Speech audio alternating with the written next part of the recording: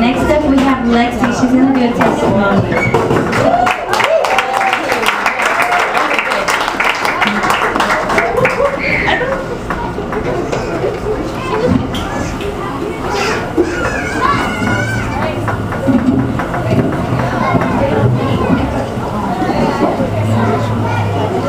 Testing.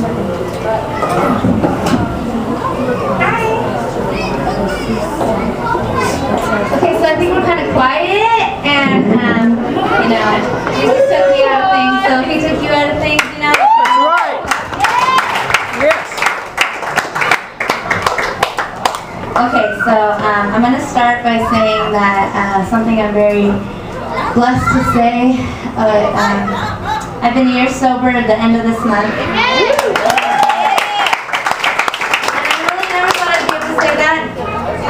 And when I say sober, I don't mean I smoke weed and that's okay, because that's the thing, because that's now sober these days. Yeah.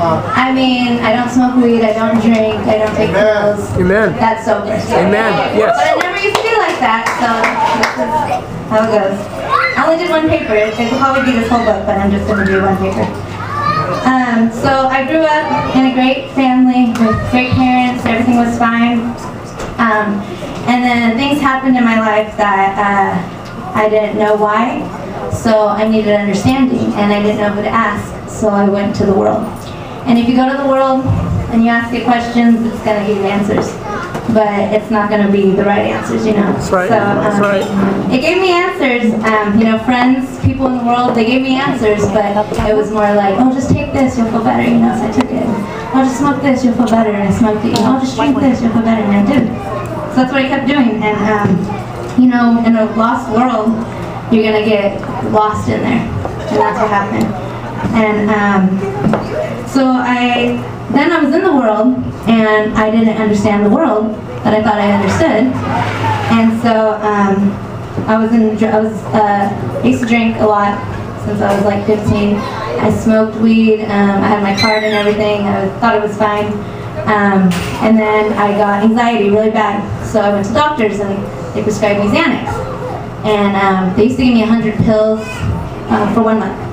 And so I was really taking a lot. I was taking about 3 milligrams a day. So I would go running, and then I'd forget that I went running, and I'd go to run again. My mom would be like, you just got back. And I'd be like, I didn't? So I covered things that had happened to me with pills, and then I covered it with alcohol, and then I covered it with smoking, and then it just kept covering and covering. And then it got to a point where I didn't want to do that anymore. But I was so far in that I didn't know how to get out. So I went to what I knew to ask was the world. So I went back to the world to ask how to get out of what I was in. And the world gave me answers. And the answers weren't right.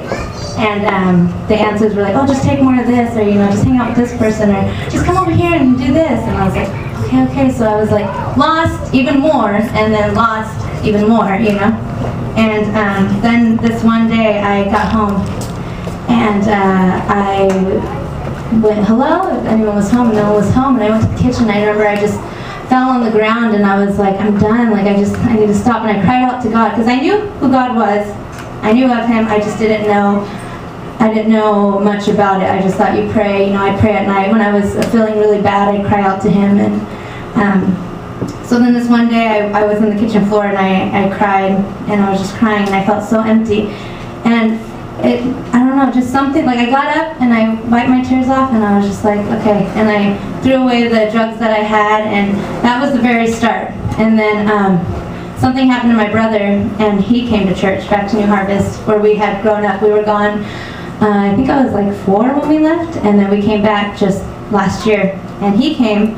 So they told me to come, and I was still drinking and stuff, so I was like, no, I'll come later. And then I ended up coming, and I got saved.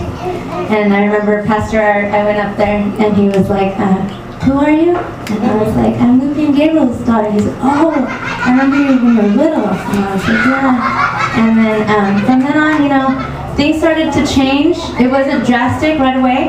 It just started to change.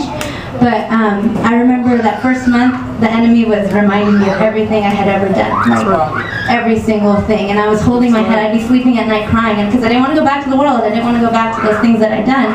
So I just cry and cry, and he would just remember, oh, remember when you did this? Give me visions of things that I've done, and just boom, boom, boom, like literally, like boom, boom. And I remember driving to work and just holding my head crying like, oh, I just want this to go away. And I was like this close to just going back maybe.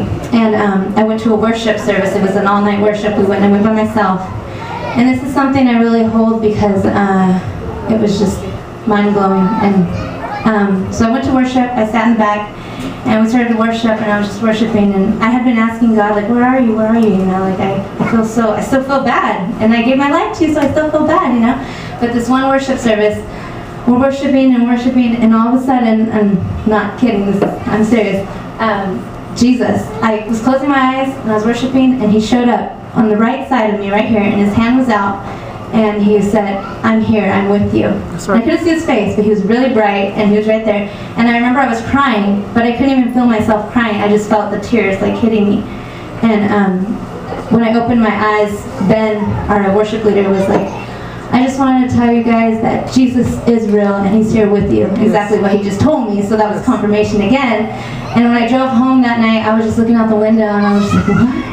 What just happened right now? I was like, what?